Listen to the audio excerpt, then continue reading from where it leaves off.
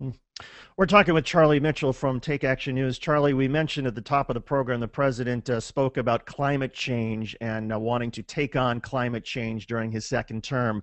The environmentalists, of course, are very concerned about the Keystone oil pipeline, and I understand that there's been a legislation introduced to essentially bring it back. Explain where that stands.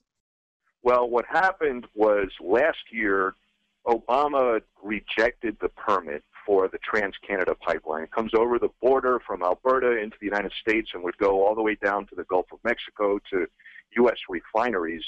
The big problem that environmentalists have with this, as you know, is that the oil is tar sands oil, which is a particularly carbon-heavy brand of oil. And they say if you put this into the pipeline and you bring this into the system, you are talking about 20 or 30 years of supply that is going to pump an awful lot of carbon dioxide into the atmosphere and this project itself will have a noticeable impact on climate change. So they've been opposed to it. But the thing was, Obama didn't want to straight out oppose this during the election year.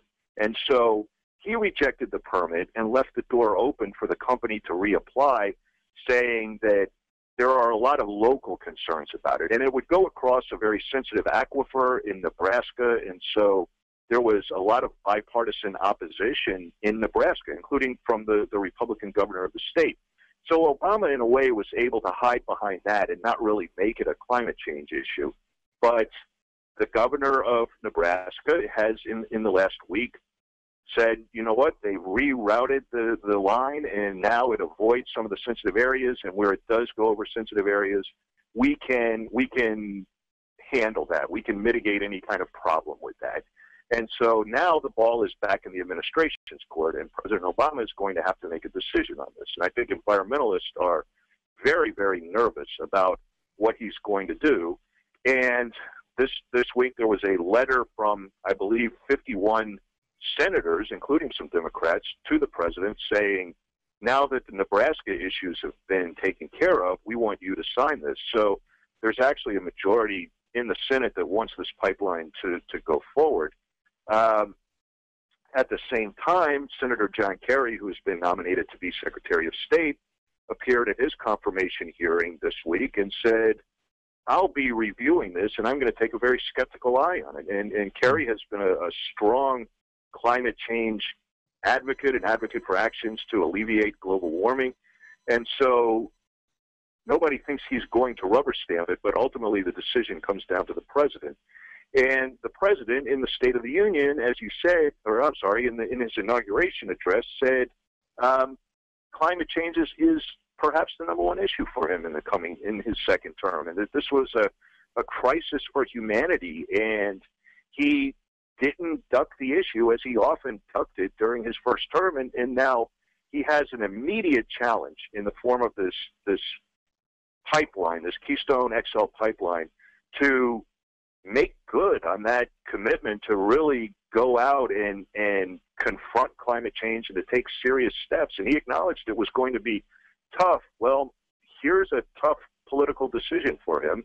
He doesn't have to stand for re-election ever again, so that takes some of the pressure off. But, you know, he also, David, wants to be a pro-jobs president and a pro-economic growth president. So he gets a lot of pressure from that side to say, please approve this. And supporters of the pipeline say that it will add tens of thousands or 100,000 jobs or whatever. But I think all of the independent analyses of this show that the job gains, there are job gains, but it is much more modest, that you're talking about 5,000 or 6,000 jobs a year, which is important, no doubt, but you have to weigh that against the broader environmental consequences, and the consequences for an issue as important as climate change. Charlie, as far as timing in dealing with the Keystone oil pipeline, if the White House is going to oppose this, if the president's going to say, no, I'm not going to allow this to go forward, would it make more sense for him to sort of do it early, or to sort of let this drag out for a while, as opposed to, you know, poisoning the atmosphere in Congress at the start? Well, I think that everybody on both sides would probably like him to do it right away. But the thing is that Obama's style has been to let things play out a little bit, to see how the politics shift and to see if an opportunity presents itself. Now, if he were to be very proactive on this, and this would provide a great opportunity for him to showcase his commitment on climate change and to say, I said that in my inauguration speech, and I was serious about it, and here's the first step in proving that. I think he could frame it very well that way, but Obama is a very cautious politician, and my guess is he'll probably wait and kind of see how things evolve a little bit before jumping in.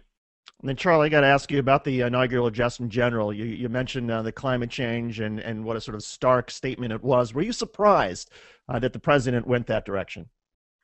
I think I wasn't particularly surprised. I think that the president has been probably not so happy that he's had to be so entirely cautious and silent on the issue the last few years. You know, in his last couple of State of the Union addresses, he never even mentioned climate change. He put clean energy in the context of jobs, and everything was about jobs. But he's always been somebody who's been very interested in this issue. So I think that the idea that he would put that squarely on the second-term agenda wasn't too much of a surprise. Environmentalists, I understand, were happy to hear it. They wish that he had gone a little further, but you know, you get a couple of graphs in the inauguration speech, and that's pretty good. It's good to land in there at all. Mm-hmm. So, from that perspective, it was a very good signal to the environmentalist community. Now we'll see what the follow-up is. Charlie Mitchell, editor-in-chief of Take Action News. You can see his stuff on takeactionnews.com. Nobody covers Congress and the administration better than Charlie Mitchell. Charlie, thanks so much for coming on the program. Have a great weekend, my friend. Great. Thank you very much, David. You're very welcome. Coming up next on Take Action News and We Act Radio, we will talk with our own Cliff Schechter about the Republican reaction to Hillary Clinton's testimony this past week on Benghazi. If you missed the Republican reaction, you don't want to miss this next segment. You're listening and you're watching to Take Action News.